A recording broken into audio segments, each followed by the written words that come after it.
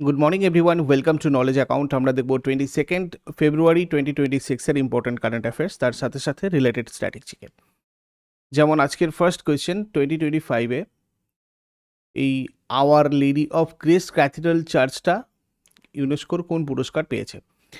Hour Lady of Grace Cathedral church পেয়েছে award of merit. এটা সম্পর্কে একটু দেখে নেব। মহারাষ্ট্রের ভাসাইয়ের Our Lady of Grace Cathedral 2025 সালের UNESCO Asia Pacific awards for cultural heritage কনজারভেশনে এই ক্যাথিড্রাল অ্যাওয়ার্ড অফ মেরিট পেয়েছে। এটা প্রায় 475 বছরের পুরানো, 16 শতকের পর্তুগিজ আমলের স্থাপনা। যেহেতু এটা অ্যাওয়ার্ড পেয়েছে, তোমাদের এই রকমভাবেও এটা মনে রাখতে হবে যেটা কোথায় রয়েছে।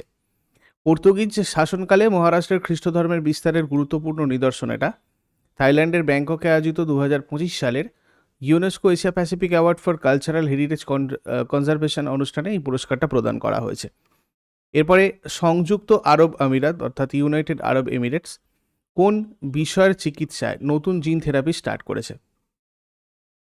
অটিজম আর বিরল স্নায়বিক রোগ। সংযুক্ত আরব আমিরাত শিশুদের অটিজম আর বিরল নিউরোজেনেটিক মস্তিষ্কজনিত রোগের চিকিৎসার জন্য দুটো অগ্রগামী জিন থেরাপি উদ্যোগ চালু করেছে।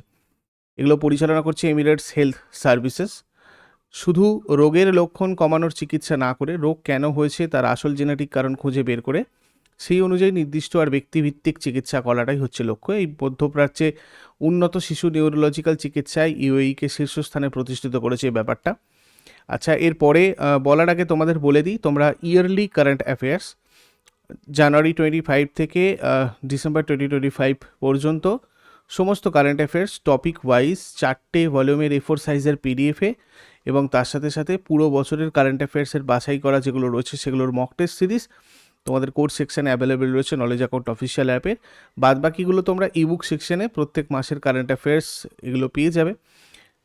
আমাদের নলেজ অ্যাকাউন্ট অফিসিয়াল অ্যাপের ইবুক সেকশনটা এবং কোর্স সেকশনটা একটু চেক করো, ওখানে তোমরা সমস্ত জিনিসটা পাবে।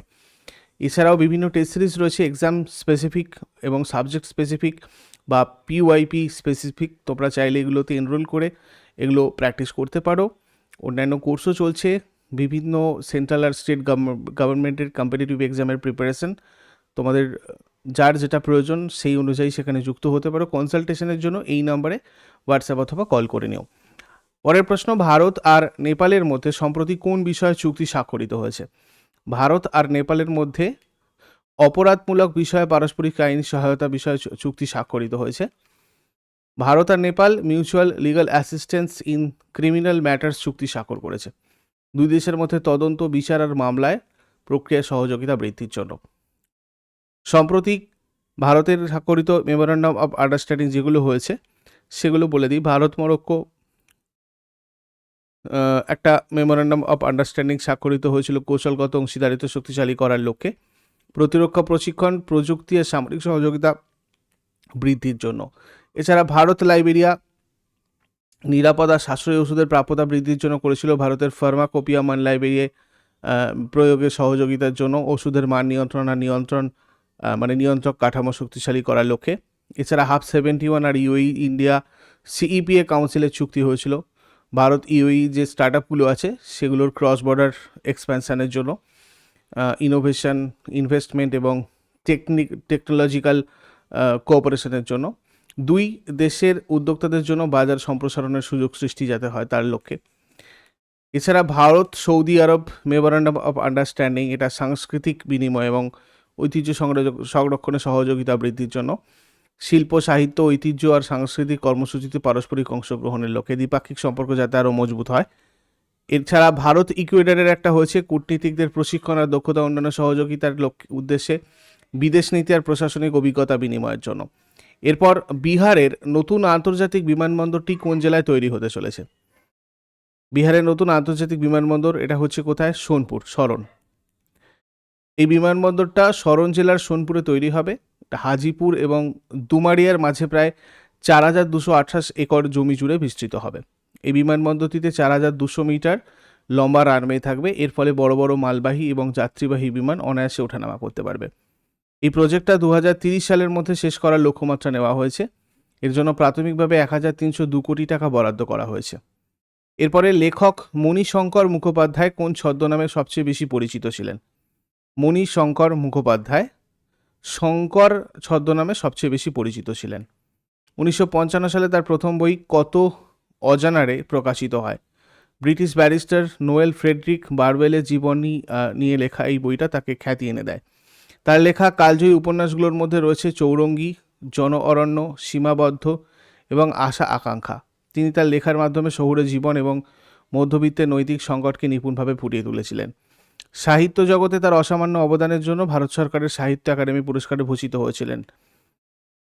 ইউরোপীয় ইউনিয়ন তাদের প্রথম ইউরোপীয় লিগ্যাল গেটওয়ে অফিস কোন শহরে চালু করেছে? এটা করেছে কোথায়? নিউ দিল্লিতে। ইউরোপীয় ইউনিয়ন নয়াদিল্লিতে প্রথমবারের মতো ইউরোপিয়ান লিগ্যাল গেটওয়ে অফিস চালু করেছে। এটা কোনো অংশীদার দেশে ইইউ এর প্রথম এমন উদ্যোগ। অফিসটা ভারতীয় শিক্ষার্থী আর পেশাজীবীদের জন্য একটা ওয়ান স্টপ হেল্প সেন্টার হিসেবে কাজ করবে। বিশেষত ইনফরমেশন অ্যান্ড কমিউনিকেশন টেকনোলজি খাতে ইউরোপের পড়াশোনা বা কাজ করতে আগ্রহীদের সহায়তা করবে। ভিসা, আইনগত প্রক্রিয়া, যোগ্যতা আর কর্মসংস্থানের সুযোগ সম্পর্কে তথ্য আর নির্দেশনা প্রদান করা হবে। এরপর আসামের মুখ্যমন্ত্রী সম্প্রতি কোন পোর্টালটি লঞ্চ করেছেন যেটা শিক্ষকদের সরকারিকরণের সাথে যুক্ত? তো এটা করেছেন যেটা প্রভিন্সিয়ালাইজেশন ম্যানেজমেন্ট সিস্টেম, পিএমএস। আসামের মুখ্যমন্ত্রী বর্তমানে কে রয়েছেন? হিমন্ত বিশ্ব শর্মা। তো এই হিমন্ত বিশ্ব শর্মা গুয়াহাটির লোকসেবা ভবনে এই প্রভিন্সিয়ালাইজেশন ম্যানেজমেন্ট সিস্টেম পোর্টালের উদ্বোধন করেছেন। ভেঞ্চার স্কুল আর কলেজের শিক্ষক এবং অশিক্ষক কর্মচারীদের সরকারিকরণের প্রক্রিয়াটা স্বচ্ছ, দ্রুত এবং দুর্নীতিমুক্ত করাই এই পোর্টালের প্রধান উদ্দেশ্য। এরপর 2026 সালের জানুয়ারিতে ভারতের পাইকারি মূল্যস্ফীতি কত শতাংশে পৌঁছেছে?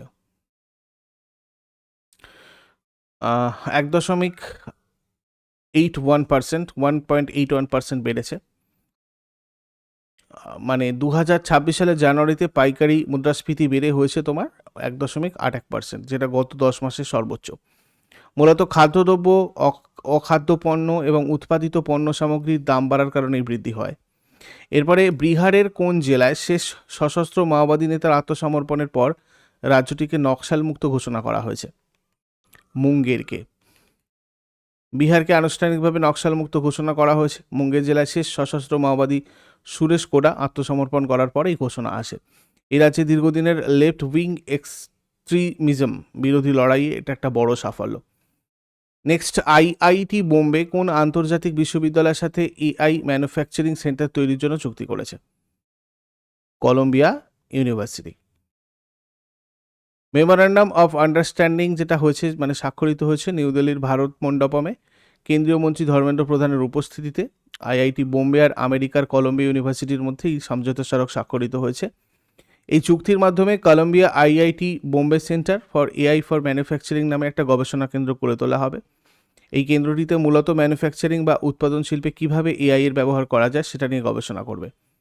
এখান থেকে এমন এআই সমাধান বা প্রযুক্তি তৈরি করা হবে যেটা বিভিন্ন শিল্পক্ষেত্রে সহজেই ব্যবহার করা যাবে এবং যা সরাসরি বাস্তব জীবনের উৎপাদন ব্যবস্থার মানও বাড়াবে। এরপর আইআইটি মাদ্রাজ তাদের প্রথম অ্যাপ্লাইড এআই ইনোভেশন সেন্টার কোথায় স্থাপন করতে চলেছে? এটা করছে কোথায়? দুবাইয়ে। IIT Madras global research foundation Dubai commerce সিটিতে প্রথম applied artificial intelligence innovation centre স্থাপন করবে। অ্যাপ্লাইড এআই উদ্ভাবন ত্বরান্বিত করা মানে আরও বাড়ানো, যাতে আরও বেশি করে হয় প্রযুক্তি নির্ভর অর্থনৈতিক প্রবৃদ্ধি বাড়ানোর লক্ষ্যে। এর মাধ্যমে দুবাইকে একটা গ্লোবাল এআই লঞ্চপ্যাড হিসেবে গড়ে তোলা হবে। এই মেমোরান্ডাম অফ আন্ডারস্ট্যান্ডিং স্বাক্ষরিত হয় ওয়ার্ল্ড ডেফ দুবাই 2026-এ। উদ্বোধন করেছেন শেখ মনসুর বিন মোহাম্মদ বিন রশিদ আল মাকতুম। এই চুক্তিটা ডিজিটাল বাণিজ্য আর এআই উদ্ভাবনে আন্তর্জাতিক সহযোগিতা জোরদার করবে। এরপর ভারতীয় সেনাবাহিনী সম্প্রতি কোন স্টার্টআপ সংস্থার সাথে কার্বন ফেব্রিক সরবরাহের জন্য চুক্তি করেছে? অগ্নিবাস্ত্র এবং ভারতীয় সেনাবাহিনীর মধ্যে একটা মেমোরান্ডাম অফ আন্ডারস্ট্যান্ডিং স্বাক্ষরিত হয়েছে। এর মূল লক্ষ্য হচ্ছে প্রতিরক্ষা ক্ষেত্রে উন্নত প্রযুক্তির কার্বন ফেব্রিক এবং হাই পারফরম্যান্স মেটেরিয়াল সরবরাহ করা। এই কার্বন প্রযুক্তিটা বিশেষভাবে যুদ্ধের ময়দান এবং স্পর্শকাতর প্রতিরক্ষা সরঞ্জামের জন্য তৈরি। এটা ওজনে হালকা কিন্তু স্টিলের চেয়েও কয়েক গুণ বেশি শক্তিশালী। সেনাবাহিনীর প্রয়োজন অনুযায়ী কাস্টম ডিজাইন এবং বিশেষ ধরনের কার্বন মেটেরিয়াল তৈরি করবে অগ্নিবাস্ত্র। এটা সরাসরি যুদ্ধের সরঞ্জামের গুণগত মান বহুগুণ বাড়িয়ে দেবে। এবার আগের দিনের হোমওয়ার্কগুলো আমরা দেখে নিই। মগধ সাম্রাজ্যবাদ এর রূপকার বা প্রতিষ্ঠাতা বলা হয় রাজা বিম্বিসারকে। আর কুনিক উপাধি গ্রহণ করেছিলেন অজাতশত্রু। আর আজকে তোমাদের জন্য প্রশ্ন থাকবে, গণপরিষদের সাংবিধানিক উপদেষ্টা কে ছিলেন, আর গণপরিষদ কবে জাতীয় পতাকা গ্রহণ করে? শীতকালে কমেন্টে জানাও। চট করে আগের দিনেরগুলো কুইক রিভাইজ করে নেব। 21 ফেব্রুয়ারি 2026 এর কোয়েশ্চেন্স কী ছিল? ভারতের বৃহত্তম lithium ion battery giga factory কোন রাজ্যে তৈরি হতে চলেছে? অন্ধ্রপ্রদেশ। 23rd বায়ো এশিয়া 2026 শীর্ষ সম্মেলন কোন শহরে অনুষ্ঠিত হলো? হায়দ্রাবাদ। ভারতীয় নৌবাহিনীর জন্য নির্মিত প্রথম দেশীয় ক্যাডেট ট্রেনিং শিপটার নাম কি রাখা হয়েছে? কৃষ্ণা। ভারত সম্প্রতি কোন দেশকে তাদের প্রথম হাই স্পিড ফেরি উপহার দিয়েছে? মালদ্বীপ। 2026 সালের আর্থশট প্রাইজ কোন শহরে আয়োজিত হবে? Mumbai.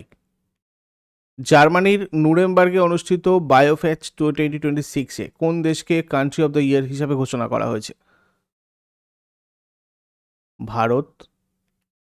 Indo French centre for AI in health ভারতের কোন প্রতিষ্ঠানে স্থাপন করা হয়েছে? AIIMS, new Delhi. ভারতের কোন রাজ্য প্রথম গ্রাফিন পলিসি অনুমোদন করেছে? কেরালা। শীতকালীন অলিম্পিক 2026-এ কোন দেশের অ্যাথলেট দক্ষিণ আমেরিকার ইতিহাসে প্রথম পদক জিতেছেন? ব্রাজিল। 2026 সালে রাজকীয় ইটখড়ি মহোৎসব ঝাড়খণ্ডের কোন জেলায় আয়োজিত হচ্ছে? চাতরা। আন্তর্জাতিক মাতৃভাষা দিবস পালন করা হয় কবে? 21 ফেব্রুয়ারি। তো এগুলো ছিল আগের দিনের কোয়েশ্চেন্স। ইউজফুল বলে মনে হলে অবশ্যই সবাই লাইক করো, কমেন্ট করে তোমাদের মতামত জানিও। আর প্রতিদিন সকাল 6টার সময় ডেলি কারেন্ট অ্যাফেয়ার্সের আপডেটের জন্য নলেজ অ্যাকাউন্টকে সাবস্ক্রাইব করে বেল আইকন প্রেস করে অলে ক্লিক করে রাখো। এটা আমাদের টেলিগ্রাম চ্যানেল। অন্যান্য ক্লাসের নোটিফিকেশনের জন্য অবশ্যই টেলিগ্রামে যুক্ত হয়ে দেখো। Thank you so much. Take care. Have a great day.